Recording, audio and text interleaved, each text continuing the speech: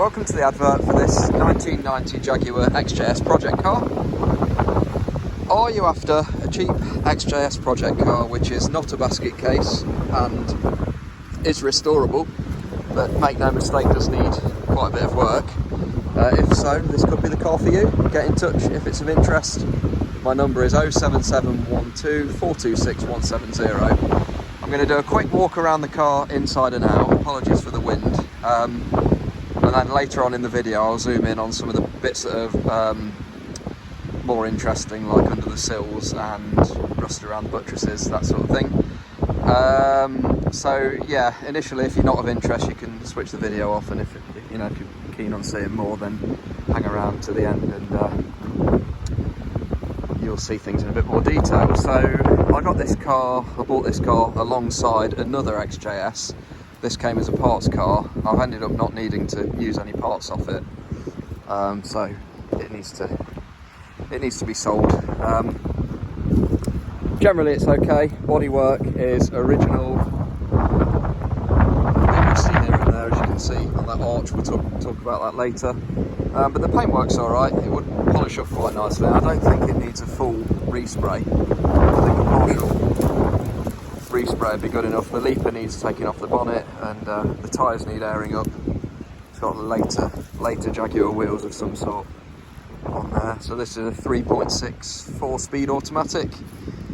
Let's take you around this side. So just do a quick overview of the body, then we'll have a look inside, and then we'll run the car. And then after we've ran the car, we'll have a look at the sills, etc. So that's, I think the light's not very good, but you can see the aerial's missing, the rear fog lights are missing, the chrome trim that goes around the back window is missing, but we have that trim. The window had been removed when we got the car, so I just fitted it back in to get it watertight, but that probably want to come out when you do the rust repairs on the buttresses and then fit the trim and put it back in. But yeah, boot's in nice nick. Often these rust underneath the leading edge of the boot. This one is actually very clean. It's far better than some of the others that I've seen. So that's a positive. And then you can see in there's some carpets and trim bits in the boot. So let's have a look at the interior. The passenger door at the moment does not currently open. I don't know what the problem with it is. And yeah, the interior is complete, and actually it's quite nice. The carpets are all good. The seats need a good clean, but they're in pretty good shape really. There's a bit of piping and loose piping and damage here. Rear seats, again, they're never saying, are they, in an XJS, because they're just too small, but they're in nice condition here. Door cards need a clean up, but are not completely knackered, and it's not particularly smelly in here. The headlining's been replaced at some point. There's no sagging or anything, which is good. Hasn't got the original radio. It's got the aftermarket Pioneer in there. So let's give it a start up. So this is a completely cold start. The car's not been started for a few weeks. It's been parked. It's been dry stored, but parked out here for the past couple of weeks. So there you go. It's coming to life. And that's a completely cold start. Coolant lights on. Well, I don't know if that's a sensor, or maybe it needs coolant, who knows. But it's idling nice and steadily. Oil pressure is alright. It's just slowly pressurising there.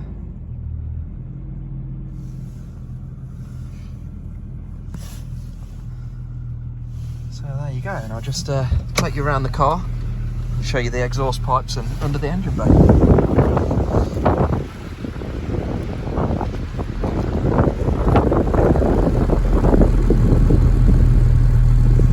Probably got very old fuel in it as well, so the fact that it's idling nicely is a good sign.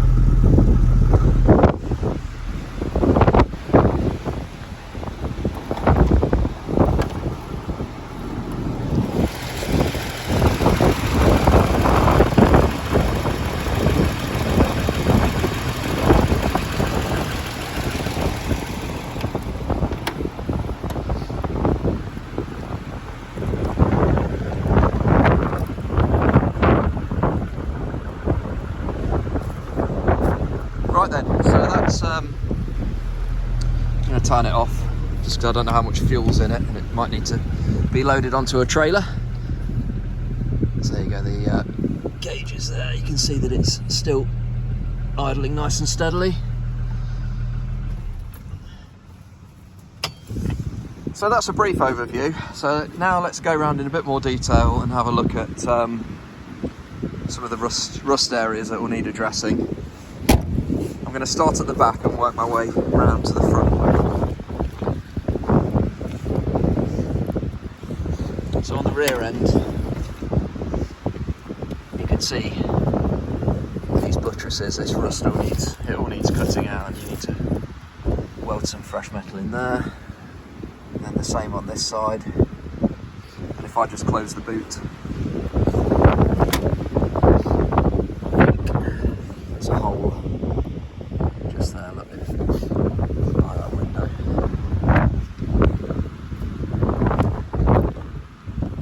Underneath the rear bumper, that's actually quite a common area for them to go bad. It's not too bad. I'll just show you both sides. There's a little hole on this side here.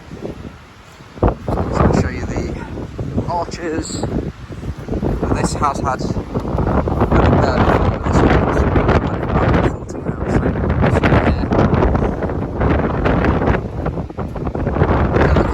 bit of rust. And then just there.